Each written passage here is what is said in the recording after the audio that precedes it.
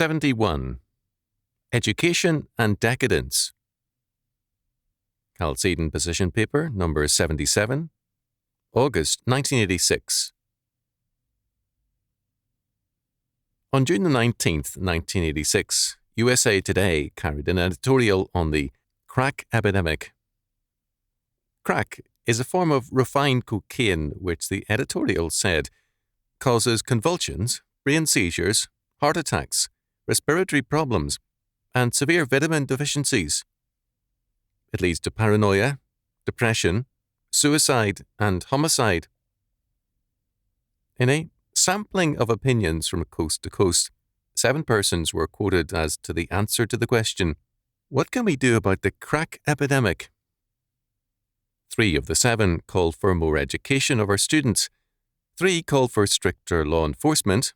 One of these 3 called for more information to children from their parents.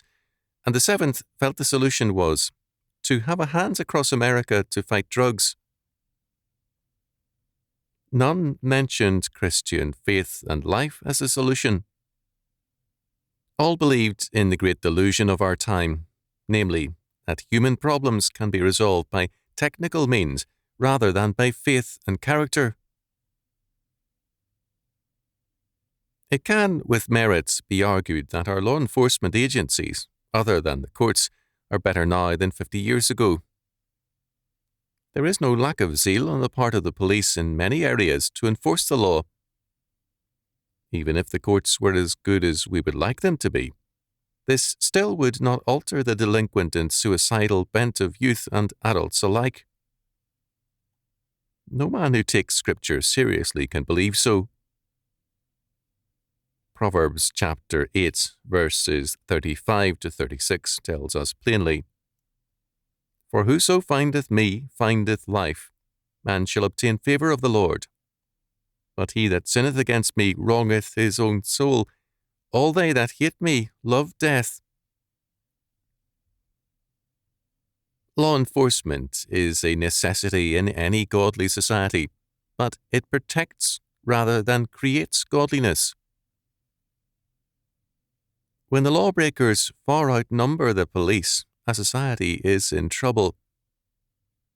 When, besides lawbreakers, we have an antinomian population which pits a lawless love against God's law, we have a death facing a society. Pour all the antibiotics and drugs you can into a dead man, and it will not heal him.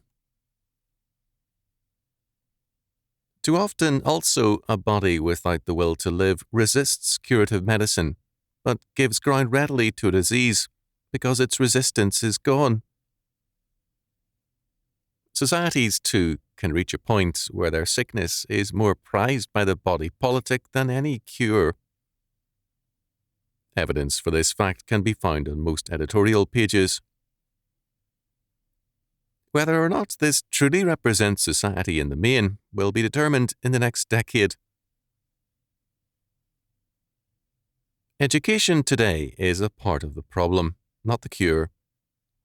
Proverbs chapter 1, verse 7 tells us, "The fear of the Lord is the beginning of knowledge, but fools despise wisdom and instruction."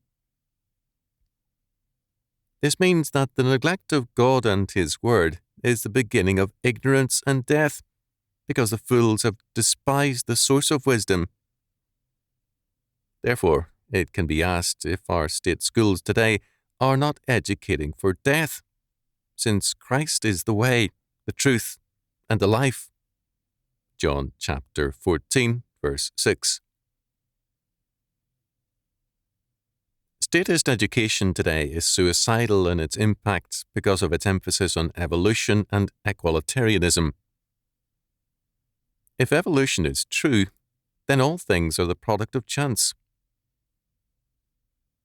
Instead of absolute truth and order undergirding all creation, we have chance and meaninglessness as ultimate.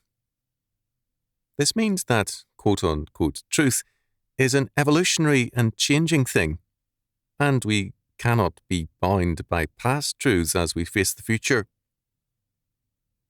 Law is then the evolving experience of mankind, and the criminal is perhaps an evolutionary pioneer, as some have held.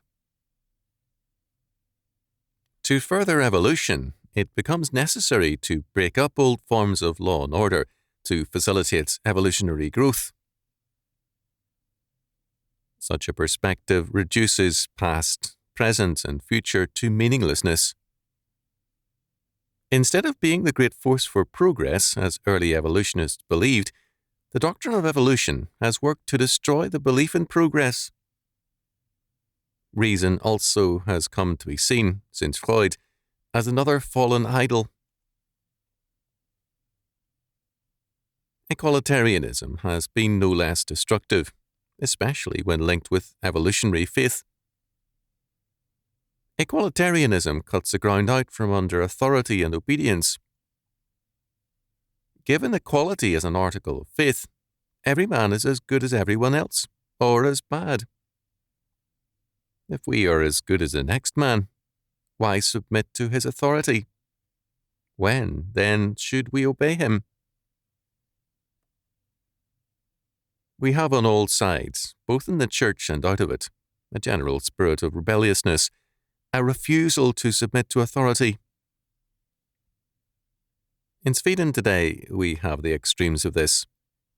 It is illegal to maintain discipline and authority by spanking one's daughter, but not illegal to have sexual relations with her. The one act asserts authority and the need for obedience. The other applies equality. Thus, we see everywhere savage disagreements and even court contests because people refuse to submit to authority where only minor matters are involved. One woman took after her husband with a butcher's knife because, seeing the sinks and drain boards piled high with dirty dishes, pots and utensils, he dared to suggest that perhaps she ought to wash the dishes. Her statement later was, "How dare he lay down the law to me? Who does he think he is?"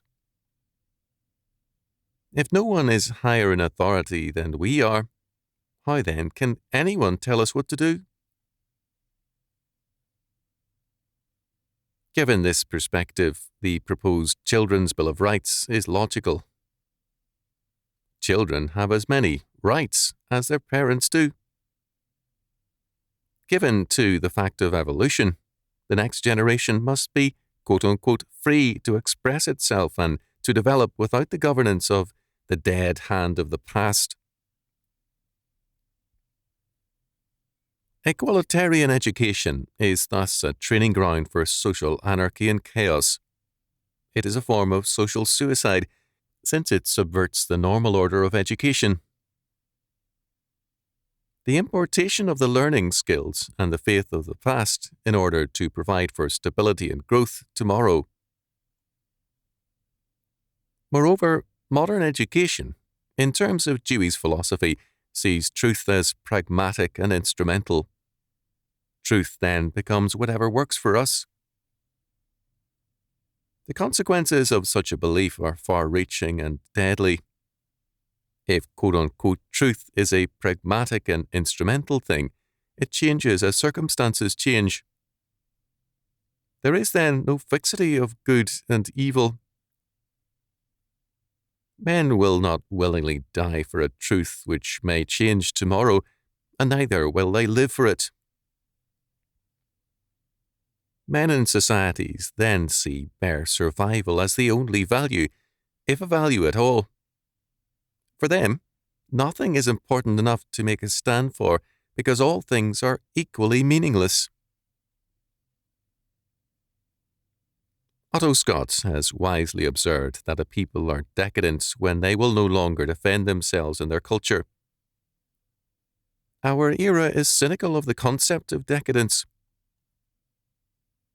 Richard Gilman, in Decadence, 1975, called the concept the refuge of the shallow, the thoughtless and imitative, the academically frozen, monkey minds.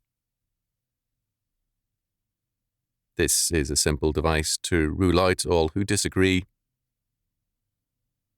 With respect to Oscar Wilde, Gilman held that to think of him as decadent was very wrong. It would be to abet the conspiracy through which our icy, unyielding moral technology maintains its power to settle things, to bring complexity to heel. Gilman agreed with Wilde's comment to a friend in a letter about his condition, which Gilman called besieged and mysterious. Wilde had said, "I was a problem for which there was no solution." If good and evil are equal, equally valid or invalid, then there are no solutions to any problems, whether they be Wilde's homosexuality or anything else. If there be no right nor wrong, there can be no answer to any problem, no solutions, and finally, no problems. There can then be no judgment and no answer, hence nothing worth fighting for. This is decadence, and it is very much with us. It is also a basic part of statist education. If God's absolute authority and words do not undergird our education, then there is no solid ground for judgment.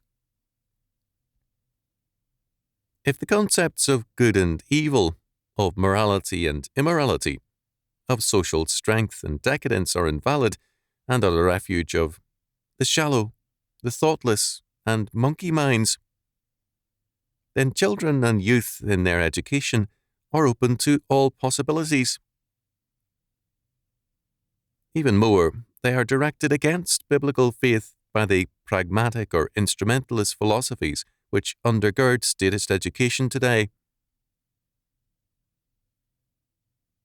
Moral judgment is denied validity, and the student is encouraged to establish his own values, not to follow those of church and family.